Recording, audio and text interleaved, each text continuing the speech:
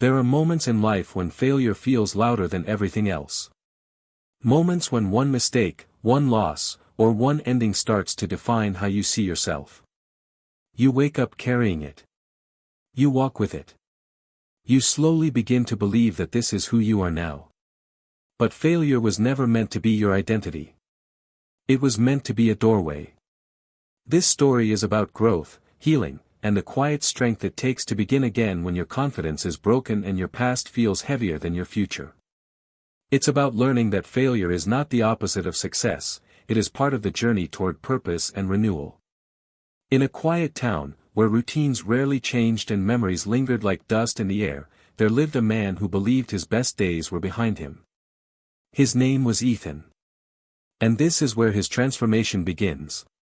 Ethan lived in a town where mornings arrived quietly. The streets filled with the soft sound of distant engines, shop shutters rising, and footsteps moving with purpose but without curiosity.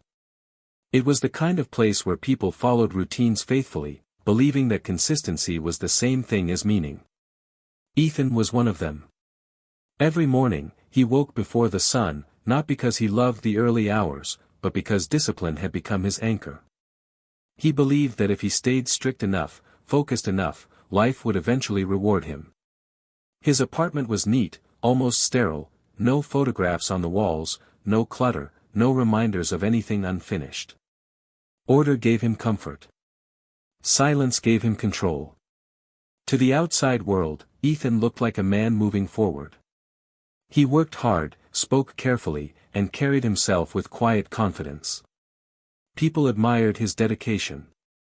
Some even envied it. But beneath that calm surface lived a constant tension, a fear he never spoke aloud. He feared being forgotten. Ethan believed that worth was earned, not felt. That success was proof of value. And that failure was something that erased you. He told himself that rest was laziness, that slowing down meant falling behind. Every step he took was measured against an invisible finish line that kept moving further away. At night, when the town fell silent, Ethan often sat by his window, staring at the dim glow of streetlights below.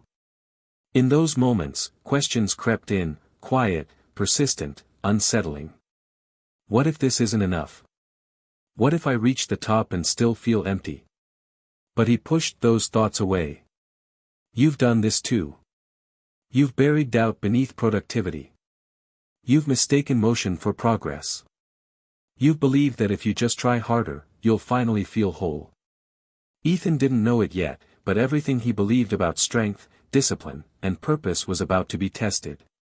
The life he had carefully built stood on fragile ground, and the first cracks were already forming. Momentum entered Ethan's life quietly, the way it often does, without ceremony, without warning.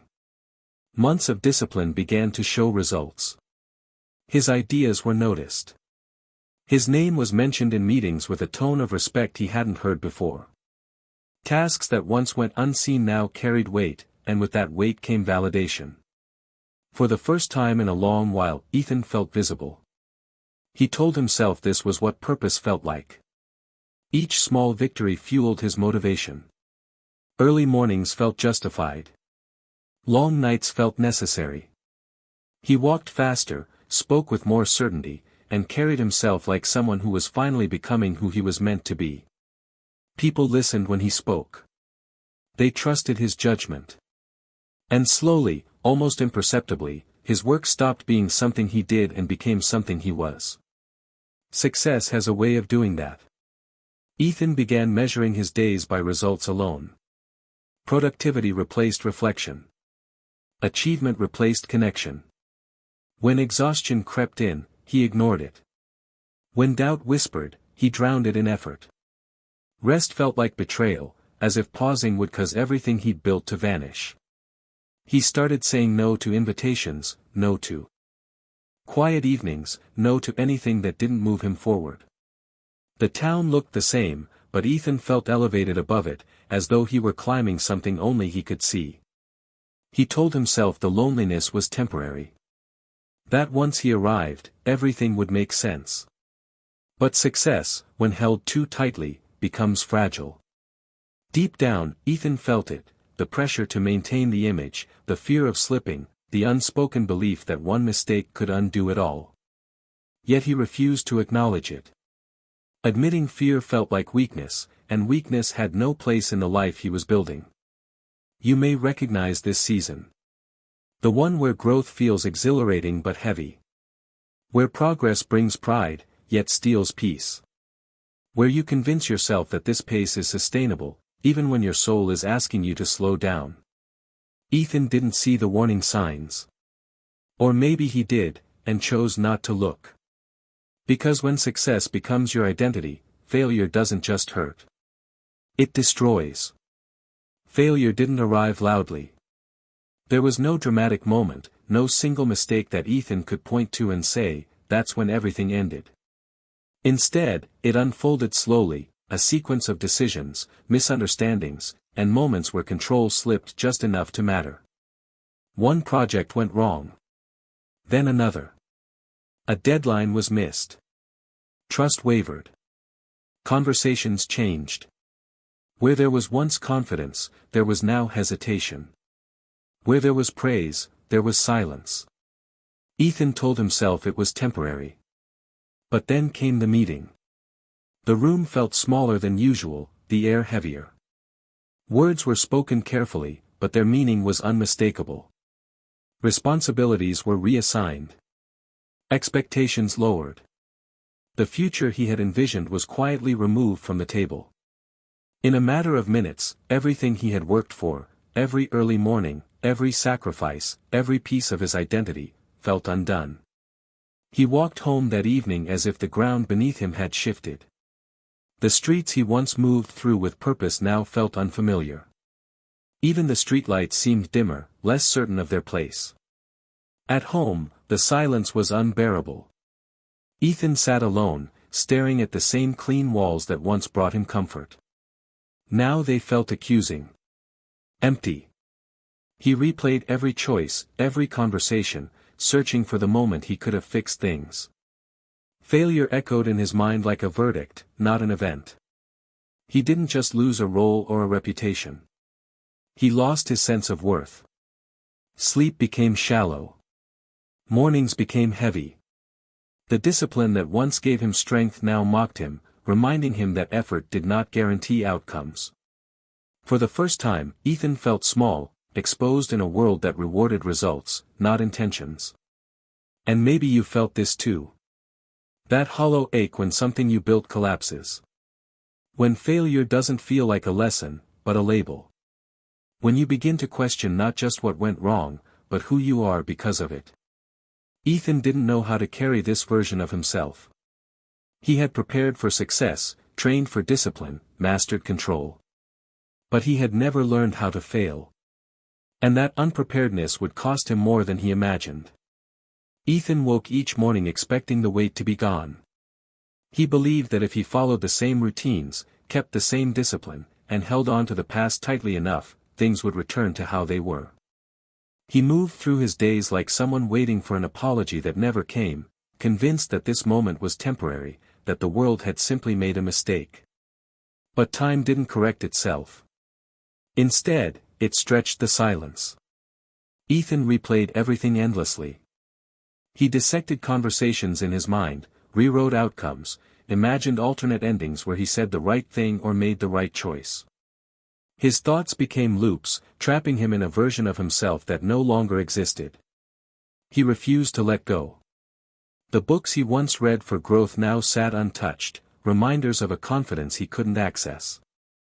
His discipline turned rigid, almost punishing. He woke early not with purpose, but with anxiety. Each day felt like an attempt to prove something to a past that was already closed. Shame followed him everywhere. He avoided familiar places, not wanting to be seen as the man who fell. He compared himself relentlessly to others, measuring their progress against his stagnation. In his mind, everyone was moving forward while he remained frozen, clinging to the memory of who he used to be. Failure became personal. It wasn't something that happened, it was something he was. And as long as he believed that, healing felt impossible. Letting go felt like admitting defeat. Acceptance felt like erasing everything he had worked for. So he stayed where he was. Stuck between regret and hope. Between denial and despair. You may know this space. The one where you hold on to pain because it's familiar. Where moving forward feels scarier than staying broken. Where the past feels safer than an uncertain future. Ethan didn't realize it yet, but his refusal to let go was not protecting him.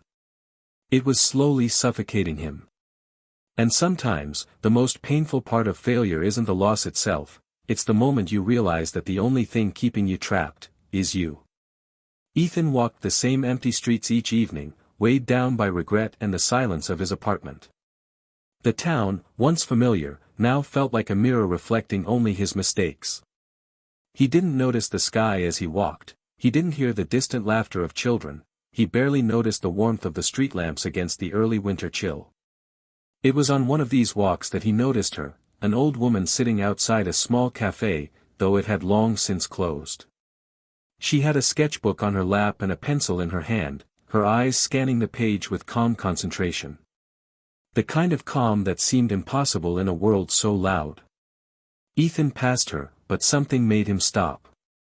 "You look heavy," she said softly, without looking up. He frowned. "I'm fine," he muttered, though the words felt hollow. "People carry things they don't need," she continued. "And they hold on to things that were never theirs to keep." Ethan hesitated. There was no judgment in her voice, only quiet observation. He found himself sitting beside her on the worn bench. "Failure?" she asked. He didn't answer. "It doesn't define you," she said, finally looking up, her eyes sharp and gentle. "It's not who you are. It's just what you've experienced." But most people confuse the two. They let one moment become a lifetime sentence. Ethan felt the words like a soft breeze, unsettling but strangely comforting. "You're trying to rebuild from a place of shame," she said. "But the first step is simple, stop measuring yourself against what you lost. Measure yourself by what you choose to carry forward." Her voice was calm, ordinary, but her words carried weight. They didn't promise instant relief or instant answers, only the possibility of a new way of seeing. Ethan walked home that night quieter than usual. For the first time in months, the tight knot in his chest loosened slightly. He didn't yet know how to heal, but he realized that maybe, just maybe, he didn't have to do it alone. Ethan began small. Not with grand plans or dramatic gestures, but with the simplest of choices. He woke one morning and allowed himself to linger over breakfast instead of rushing out the door. He opened a notebook, not to draft a project, but to write down thoughts that had been trapped in his chest for months. Each word felt heavy at first, like lifting a weight he had long ignored, but slowly, it became a release. The streets he had once hurried through now invited him to notice things, the frost on the windows of a closed shop, the faint smell of baked bread drifting from a distant bakery, the laughter of children cutting through the cold air. Ethan realized he had been walking through life with blinders on, focused only on outcomes, ignoring the quiet beauty around him. He returned to the cafe where the old woman had been, though she was gone. Still, her words echoed in his mind, "Measure yourself by what you choose to carry forward." He began experimenting with carrying less judgment, less pressure, less expectation. He started forgiving himself for mistakes, letting go of the need to prove everything in every moment. Discipline remained, but it transformed. It was no longer a tool for proving worth to the world, it became a practice of respect for himself. Each small success, a walk without anxiety, a completed page in his notebook, a conversation with a friend he had avoided, felt lighter, more genuine. Ethan discovered that healing did not demand grand gestures. It demanded quiet, persistent attention to small choices. The silence he had once feared now offered clarity. The solitude he had once despised became a space to rebuild. He stumbled, of course.